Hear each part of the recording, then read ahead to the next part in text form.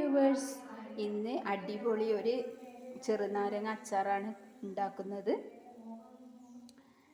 ആദ്യം തന്നെ ചെറുനാരങ്ങ നടുവേ കീറി വെച്ചു. അതിനുശേഷം ഇത്തിരി വെളിച്ചെണ്ണ ഒഴിച്ച് ചൂടാക്കി. അപ്പോൾ അത് സോഫ്റ്റായി, ചെറുനാരങ്ങ സോഫ്റ്റായി വന്നിട്ടുണ്ട്. ഇപ്പം തന്നെ നല്ലോണം ഞെങ്ങുന്നുണ്ട്, സോഫ്റ്റായി വന്നിട്ടുണ്ട്. പിന്നെ നമ്മുടെ അതിൻ്റെ അരവ് തയ്യാറാക്കി പറങ്കി ചുവന്ന മുളക് നല്ലോണം വെളിച്ചെണ്ണയിൽ വാട്ടിയെടുത്ത് അരച്ച് വെച്ചു. ഇഞ്ചി, പച്ചമുളക്, കരിവേപ്പില, ഉപ്പ്, ആവശ്യത്തിന് ഉപ്പ്, മഞ്ഞൾ, കുരുമുളക്, ഇത്തിരി ജീരകപ്പൊടി, ഉലുവപ്പൊടി, ഇതൊക്കെ ഇതിൽ ചേർത്തിട്ടുണ്ട്. കായം ചേർത്തിട്ടുണ്ട് കേട്ടോ.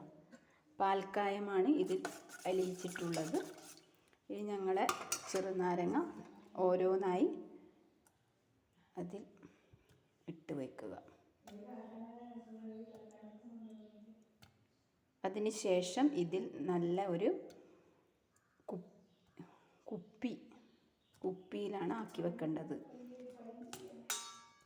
കുപ്പിയിലാക്കി വെച്ചാൽ നല്ല ടേസ്റ്റ് ഉണ്ടാവും. 2-3 ദിവസം കഴിഞ്ഞതിന് ശേഷം മാത്രമേ ഉപയോഗിക്കാവൂ. അപ്പോൾ ഇത്തിരി വിനാഗിരി ചേർത്തിട്ടുണ്ട് കേട്ടോ. കേടാകാതിരിക്കാനും പുളി കിട്ടാനുമാണ് വിനാഗിരി ഞങ്ങൾ ചേർത്ത് കൊടുത്തത്.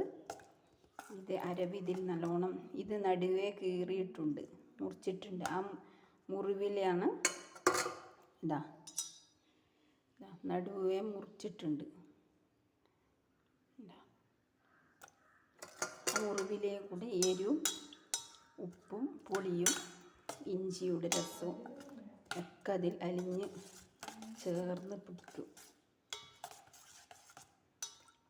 3-4 ദിവസം കഴിയുമ്പോൾ ഈ ചെറുനാരങ്ങ നല്ലോണം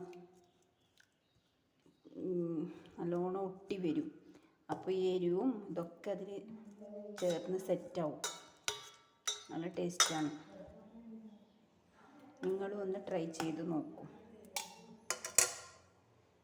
ഈ ഇൻഗ്രീഡിയൻസ് ഒക്കെ ചേർക്കണം: ഉലുവപ്പൊടി, ജീരകപ്പൊടി, മഞ്ഞൾപ്പൊടി, കുരുമുളക്, ചില്ലി പൗഡർ, കായപ്പൊടി, കായപ്പൊടിയല്ല,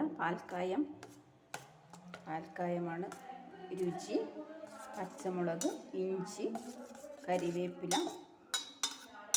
ഇത് 3 ദിവസം കഴിഞ്ഞ് നല്ലോണം